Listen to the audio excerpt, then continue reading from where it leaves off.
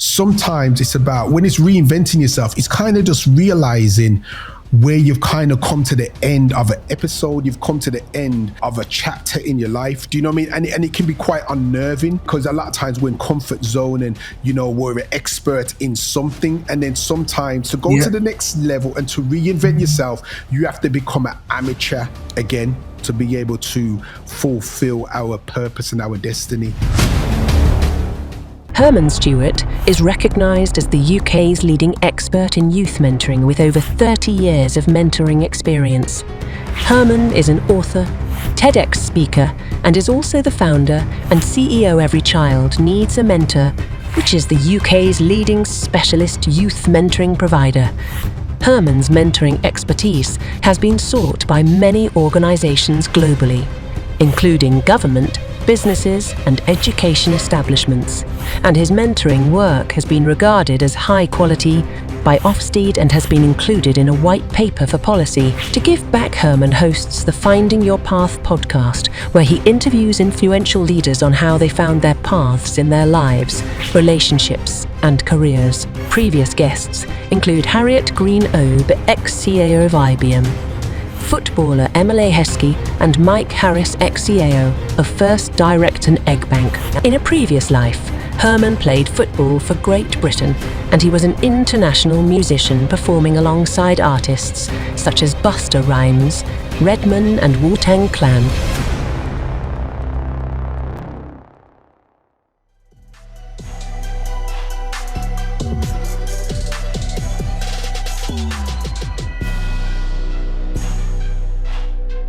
Hey man, how's it going, my brother? It's good. How about yourself? Yes, absolutely. So glad to have you on the podcast. I know you spend time, out of your busy schedule to be here. So I just wanted to go straight to the point. When it comes to entrepreneur, trying to start and then grow and eventually scale their businesses. And as an entrepreneur yourself, from your experience, what do you think is one of the biggest things that holds them back? This episode of the Wealth and Business Podcast is brought to you by our sponsor and our partner, Adrian Benjamin. Adrian is a wealth protection advisor who helps business owners, property investors to financially protect themselves, their family, and their businesses. Adrian will make sure that if the worst was to happen to you or your family, you will be able to financially survive. To know more how Adrian can help you protect your wealth, your families from the worst when it does happen, follow the link on the show notes and you will have access to his social media, a calendar link to help book a consultation call where he can actually see where you are in your wealth protection. Yeah, I feel what holds people back the most is themselves. I feel the biggest hindrance is in between their two ears, what they think about themselves, what they think about the opportunity, what they think about, is it going to work? Is it not going to work? I think sometimes it's just, analysis paralysis, is too much thinking, too much overthinking. And that's what gets in the way of a lot of people, to tell the truth. Because if you're being creative, if you're developing an idea, I guess I'm simplifying it, but I've had a lot of training, I've had a lot of exposure to entrepreneurship, to how you develop frameworks, visions, how you work it out, how you start a startup. So I might simplify it, but the reality of it is you being able to have something that's valuable, something of value that you then monetize, something that then you package, whether it's a service operation or whether it's a product. It's about understanding who do you want to sell it to, how much you want to sell it for, and so forth. And one of the best things is just really just starting. And I've learned later in life, is that start before you're ready. So before you are actually ready, start. And that can be quite unnerving, because sometimes we want to have all of our ducks in a row. We want everything to be perfect. We want everything to be how we want it to be. But in business, in entrepreneurship, the reality of it is a lot of the things that you go through, you learn along the way. You learn while you're doing it. You learn while you're processing the opportunities. You learn while you're going on the road. So I think that will get in a lot of people's way, especially if a lot of people are very academic or they're very linear in their thinking. A has to go before B has to go before C. The reality of it is sometimes E comes first, and then it's about how do you structure things and order things and so forth. So I'd say that that's one of the things that hinders a lot of people. Wow. Interesting what you said right there, what hinders a lot of people. So in that case then, what was it like for you starting? As an entrepreneur, we understand there is a lot of analysis paralysis, especially when it's getting started. And then the truth as well is that yes, entrepreneurship seems easy, but I'm of the school of thought that entrepreneurship is very hard. It's not for everyone. But what was starting and how did you overcome the analysis paralysis? And obviously understanding, okay, sometimes it doesn't have to be the A first, and a D might come before the A sometimes. How did that Yeah. play a huge impact for you? It's funny, I've been reflecting on this, so it's quite funny that you're going through this line of questioning, because I've been thinking about entrepreneurship, been having a number of conversations with people about entrepreneurship. When I think about how did I start as an entrepreneur, it was like when I was young, do you know what I mean? When I was in school, and I would buy quarters, like people would buy, pineapple rock or pear drops or whatever. I would buy quarters and then I would sell them singular, to people. So it's like, I started doing that. Then, I sold clothes and I done this, and then flip cars, all these different kinds of things along the journey. And that's what started me. When I say like in the work that I'm doing and, having a structured organization and limiting your organization, all those different kinds of things. When I started, I had a process of where I evolved into it because I was working in an organization and I was very effective at what I was doing, developing mentoring programs and developing strategies and frameworks and being able to quantify the impact and being able to create policy and referral systems and all those different things. And then it was so valuable because really first I was employed as a mentor, someone that just mentors the young people. But then I started to develop systems of how to be effective at mentoring the young people, and not only that, how to capture the evidence of impact that's happening for the young people. So then I started to become more valuable, and then I started to realize that. So then I started to train people to become mentors. Then I started to train people from the corporate world to become mentors. Then I started to train people from the community. Then I was going and speaking up and down the country to different leaders. So I started to do much more than being a mentor. So I had a very forward-thinking leader, and he knew that for me to stay in that organization, he had to keep on creating opportunities for me to grow, so I was growing as much as I could in that organization before I had to leave. It's not like I just had to leave because there wasn't much opportunity. He was allowing me to be an entrepreneur, so to speak. So I was developing things internally in the organization. Then I became a consultant for the organization. Then I said, I need to develop my own consultancy. And then I started to consult while I was in that organization. So I went down to part-time and I was building my own organization. And then I went and asked for more of my time back because I was getting clients. And then it came to a point that I said, I can't do both. I can't do the employment and do the entrepreneurship because of just the quality of work and just the kind of needs that my employment had. And it's like my heart was growing outside of the organization. So then that's when I had to kind of take that step. But not only that, my family was growing. I had my third daughter at that point. I had two daughters in private nurseries. And it was like, I can't stay at this workplace. I need to go and make a way for my family to grow. Do you know what I mean? So that's what happened for me. So I used my skill set. I used my expertise, my understanding, my consultative mindset within my area of expertise. That's what helped me to go into business. Wow. I really love how you break it down. What a journey we go through as entrepreneurs, don't we? Because first of all, evolving and reinventing yourself. I've been on that journey for almost 20 plus years of my life. And I was having a very interesting conversation the other day with someone. And someone said to me, first of all, what is the one thing that you've thought about that really helped you become who you are today? And the answer to that question was, it is very tough to reinvent. It is also very tough to think outside of the box. And these are the two things Mm, entrepreneurs do actively every single day: reinvent, thinking outside of yes. the box. Yeah, I mean, I was thinking about this recently in a sense of I've had a portfolio career because when I was growing up, I played football. And when I was playing football in my teens, that's all I wanted to be. I just wanted to be a professional footballer. I played for my school, played for my district, ended up going for trials, ended up playing for Great Britain. Me and Paul Scholes was in the same squad when we was 15. I was going to be a professional footballer. But then, distracted, never had all the passion to continue. Being a professional and being someone that's very talented is two different things. And I didn't realize that I didn't fully want to become a professional, even though I was good and talented at it. But then I became a professional recording artist because I was rapping for years and then formed a group and we, open up for artists like Busta Rhymes, Wu Tang Clan, No to way. Redman, been on Westwood, been on MTV, been in magazines, done all those different kinds of things. But I had my first daughter then, actually. And it just really made me have to think about what do I want to do? What do I want to be?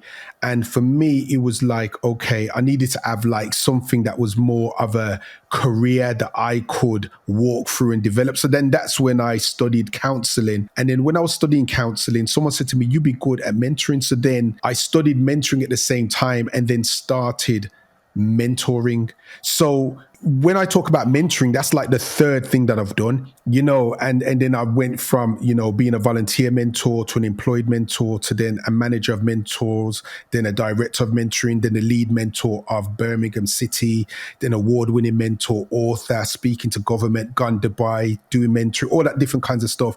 So I have been able to reinvent myself and use all of the different talents and all of the different gifts that I've been given and blessed with, So sometimes it's about when it's reinventing yourself, it's kind of just realizing where you've kind of come to the end of an episode, you've come to the end of a chapter in your life. Do you know what I mean? And it can be quite unnerving. It can be because a lot of times we're in comfort zone and, we're an expert in something. And then sometimes to go Yeah. to the next level and to reinvent yourself, you have to become an amateur again.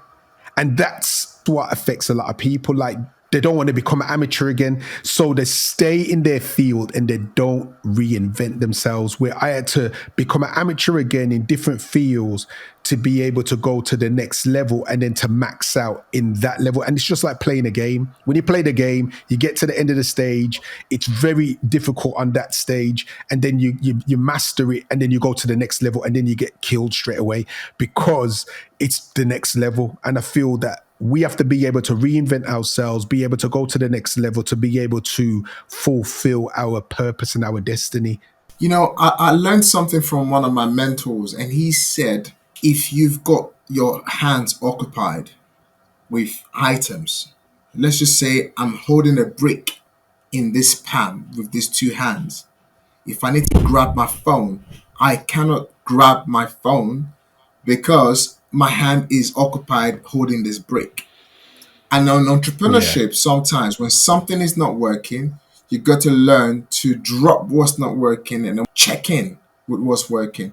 And in the journey of entrepreneurship, I think looking back of over 20 years of my life, one of the things I've really, really come to realize is number one, entrepreneurs are thinkers. Entrepreneurs are people who think.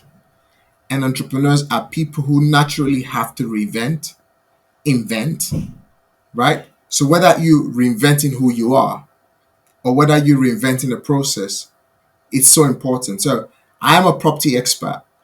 I'm a property, Mm, investor and a developer, and as well as I I help people just see the mindset around wealth creation using property as their mm, vehicle, which is sometimes not quite easy to do. As well as it's also when other people look at it, they see property. So people see, I just want to buy a house and I buy the second one and I'll be wealthy, right? I have two houses mm, that gives me 500 to £1,000 and I'm happy and I'm wealthy. No disrespect. If you're making mm, £2,000 and you're still in a 9 to 5 whilst you have that property, except you have a passion for it, for your job, mm, right? And then the 2,000 extra income is coming through, and that's just about it. And that's what most people do. Whereas I have seen people who are in property that earns 15, 20,000 subject to the number of properties they have on their portfolio. In order to do that, you have to become an entrepreneur, right? I've seen people who are basically trying to sell, phones. They have a phone shop. Yeah, in order for you to now have a franchise model where that phone shop can be in the next 5, 10 shops or 5, 10, shopping malls across London, for example, or across England. For me, that is the duplication model. For example, McDonald's, KFC, all these different, companies that are out there. So you can see the ability for them to reinvent, all right, the business, so it becomes a franchise model. Same thing applies as an entrepreneur. So that goes through the start phase, your growth phase, and then obviously when you're trying to scale something. Now, my question to you, haven't broken it that way. How is it so important for entrepreneurs to not get stuck, but to be able to keep pushing with the knowledge that they probably acquired through when they failed, and obviously embracing failure as part of the process, right? It can be nerve-wracking, but yes, it's part of the process. So for you, as someone who has successfully mentored leaders, you've mentored startups, you've mentored different kind of individuals in business, what is the one big thing that you think we need to learn and we need to adapt so we can actually become a truly refined entrepreneur? That's a good question. I feel one thing that we need to understand is what has got you here may not get you there. When you really realize that, helps you to see when you're hitting your ceilings. You might have a methodology that has worked before. You might have a strategy that has worked before. You might have something that you've rinsed and repeated before. But then if you desire to go to the next level, and sometimes the next level is calling you, sometimes what I have understood or what I've seen as an entrepreneur, and having, been in different mastermind groups with different leaders, different individuals, and been around different people that are growing their businesses, is that sometimes, and this can be quite peculiar, when it's time to go to the next level, the level that you're on, you start lacking on that level. You start, money starts to dry up, customers start to dry up, clients start to dry up. The things that you used to do all the time, it starts to become hard. And sometimes people think, oh, it's just about, about what they're doing at that level. But what it can mean is that you need to be going to the next level now. The next level is the level that you have to go on now, but it's scary now because, for you to grow again, you might have to deplete first. To grow again, you might have to lose some stuff first, and that could be preparing you for the next level. Do you know what I mean? That could be preparing you and getting you ready for that new level of hunger. That can be getting you ready for having to learn that new skill set, learn that new market, learn that new product, having to go and network and being around different people, So I would say it takes you understanding where you do have to change, where you do have to go to the next level. It does take courage. Being an entrepreneur isn't easy. I think sometimes people, because we're in the age of Instagram now, and people are just looking at other people and looking at different entrepreneurs, and and they're taking pictures, they've got the lifestyle. And so understanding when you have to change and going through that process, it might be scary. To be an entrepreneur takes courage. One of the analogies of entrepreneurship that a lot of people are familiar with is that as an entrepreneur, you're building a plane while you're coming off the cliff. You don't have the plane already. It's all, you've tested it 100 times. You're going to fly. There's fuel in it. As an entrepreneur, sometimes you're building the plane while you're falling off the cliff. So it really takes a certain resilience. It takes a certain level of faith as well, because you've got to believe in what you can't see sometimes. You got to believe in that it's going to come, the resources are going to come, the people are going to come, at the same time as having that kind of logical, analytical side as well, because you know, you need cash flow as well. But it's these different things that you go through being an entrepreneur. I don't think it's as straightforward as people make it, and people watch people and they think just because they're doing it, they can do it. But you've got to have the temperament as well, and you've got to have the support system as well. You know, I've been very encouraged and helped by my family, by my wife. You know, we've been in it together, you know, and being an entrepreneur, it does challenge you and test relationships and so forth. So you got to have people around you that have faith as well, and people that are optimistic, and people that are hopeful, and people that believe in you, and people that speak into your potential.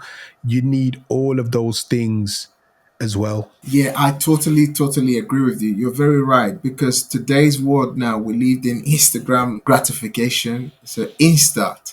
You know, I had a very interesting conversation with an individual the other day, and he says Instagram stands from instant. So when people see you on Instagram, people automatically see the instant success, right? And people also believe that it's instant. So I mean, one of the formula I teach is a 5-year formula entrepreneurship. The 5-year entrepreneurship formula means first you get the knowledge, then you start, then you grow, then after 5 years before you can actually scale. Don't try to Yeah. scale before 5 years. You know, scale after 5 years, you know, so that you would have gone through, you know, the process and understanding. So one of the things I never knew. So I'll give an example. When I wrote the test, you know, I had to look back 22 years of my life, and everything makes sense now because of where I am. Because when I was going through my life as an entrepreneur 22 years ago, I did not realize that I did not understand the true meaning of entrepreneurship. You know, because the true meaning of entrepreneurship is you're making money. Whereas today, now, the true meaning of entrepreneurship to me is not making money. The true meaning of entrepreneurship is starting and completing. Because when you start and you complete, the reward is the money, right? Because a lot of entrepreneurs are starting, but they're not completing. So because they're not completing, they're not getting paid. But instead, a lot of people start entrepreneurship with just the end goal. The end goal is the money. Yeah. So Yeah. if you can't raise money, how are you going to invest in real estate, for example? If you can't convince someone to buy your product, right? How are they going to monetize? How are you going to be able to monetize if the product is not good enough? Let's take Apple, for example. Yeah. Apple had to develop a product. It had to be tested. It has to go through the transformation process, all right? Which is, it was an ordinary idea. It had to be baked. It had to be transformed. Then it became a product. And then the product is now good so much that every time they release a product, people queue. People even pre-order the product because the product is so reliable and so good. In fact, ever since I started using Apple, I never use any other phone now. So that process of that transitioning or transforming, which is the starting and completing, which then automatically opens the well, or rather open the box of the completion, which is the monetization of it. And entrepreneurs sometimes, especially in this day and age, obviously I'm in my 40s then, I'm sure you probably maybe slightly older than myself, or maybe a same age bracket, not too sure. However, the point is, when we saw entrepreneurship many years ago, yes, the world has gotten a bit easier, as well as the world has also gotten a bit harder. Yeah, it's two forms.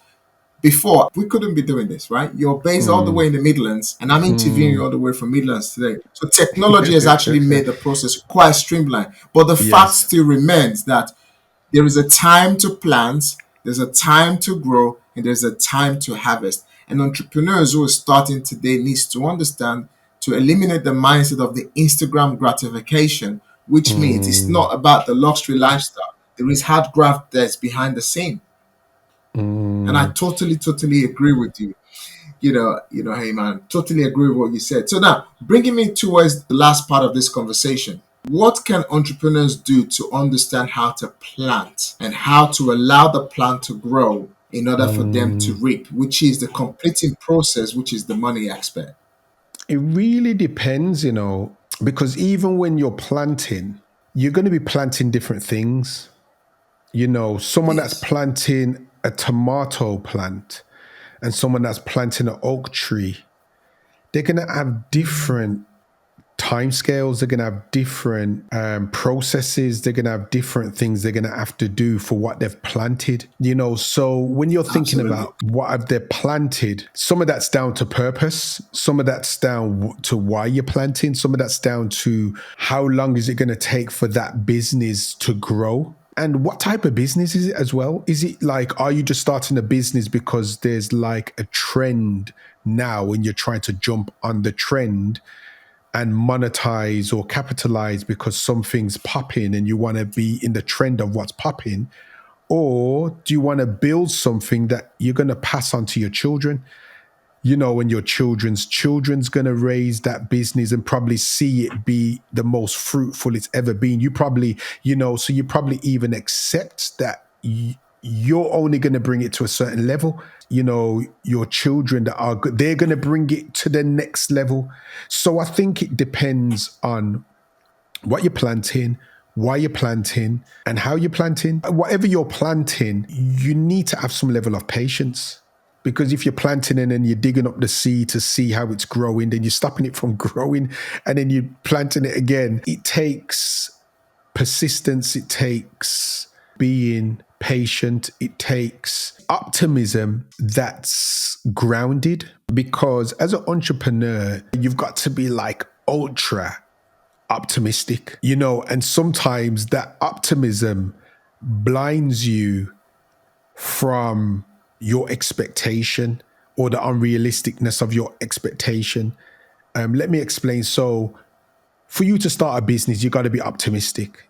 For you even to like leave a business and start a business, you got to be even more optimistic because you got to believe it's going to work. Because of your needs, you might have to believe that it's going to work within 6 months because of your pipeline or cash flow or the savings or whatever. So within 6 months, it's got to be working. So there's a difference between being a pioneer and being someone that establishes. Some people that are very good at establishing, they're not necessarily good at pioneering. They're not very good at starting stuff, but then there's people that are very good at starting stuff that they're not necessarily good at establishing things. And that's where team comes in, and that's where you have to have the right people around you.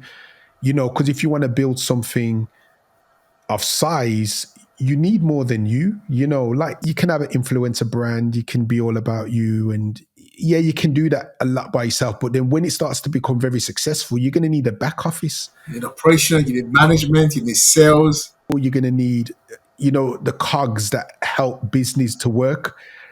Yeah, you're going to need all those things. And I think what it is, sometimes whatever is the thing that makes you good or makes you professional that you're attracted to and you're infatuated with, a lot of times you might be really good at that. And that's what's making you want to start a business. But then when you get into business, you start to realize that there's probably Yes, 15 other things that need to be done to make that one thing that you're very good at shine and be operational. And I think that's sometimes it don't even make sense to think of all the 15 things because then sometimes people won't start. Sometimes it's about just starting and then along the way getting the different things at different stages of growth. If you've got a viable product, if you've got something worthwhile, building a team or getting finance or so forth. So it just depends where you are, where you want to go and what you're building. thank you so much, hey man, for coming on this episode just to bless us with your wisdom and your knowledge. And I just totally agree with every single thing that you've said, because it's so very important for individuals who are starting to know what it takes to start, to know what it takes to grow a business, and as well as to know what it takes to grow a business.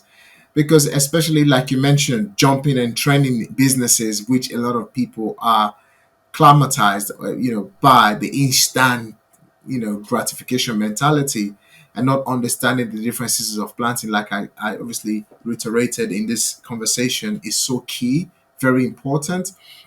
And especially the kind Mm. of world we live in today, people get that little winning and and everybody say I'm successful, but actually, is that what success mean to you?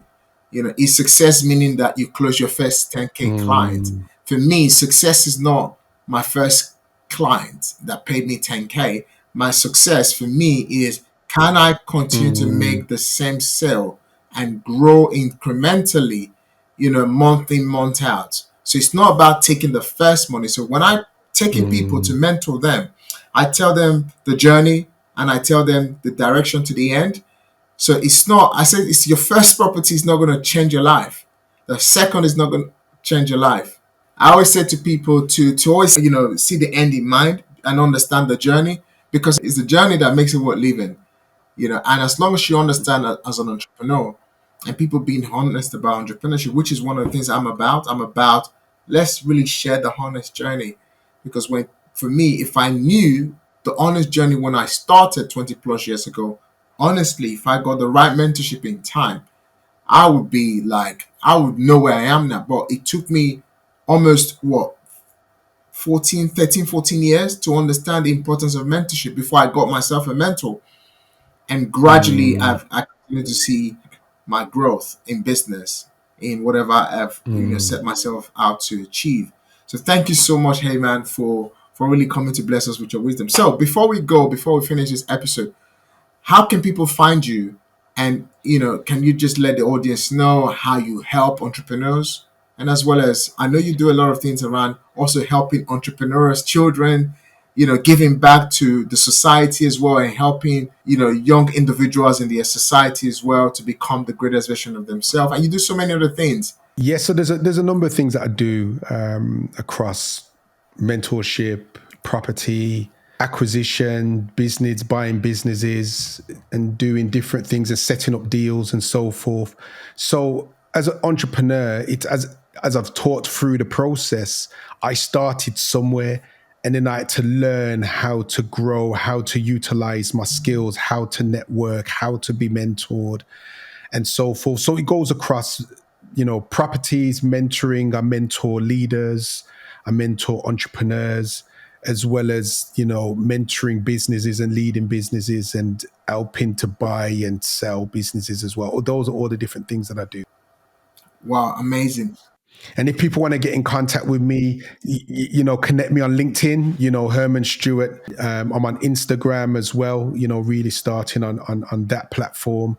And those are the two prevalent places that I am, to tell the truth. And if you want to know about the work that our mentors do and so forth, you can go and check www.everychildneedsamentor.com, which is a award-winning mentoring organization. Fantastic. Ladies and gents, by the way, the show notes will have all Heyman's contact details. So do feel free to reach out, connect with him. And if you need his services, make sure you reach out to him. Heyman, thank you so much for jumping on this episode with myself. And I'm looking forward to seeing you soon. Yes, looking forward to seeing you as well, Daniel. Keep up all the great work that you're doing and inspiring and encouraging people and getting people to dream and getting people to stretch outside of their comfort zone, because that's where wealth is developed. Wealth is inside of us, but we need to nurture it and we need to be able to grow it, and we need the right networks and the right people as well. So continue doing the great work that you're doing, and thank you for the opportunity to share the work that I do and, being able to touch base today. Thank you so much. Thank you so much. So guys, we'll see you soon. Take care.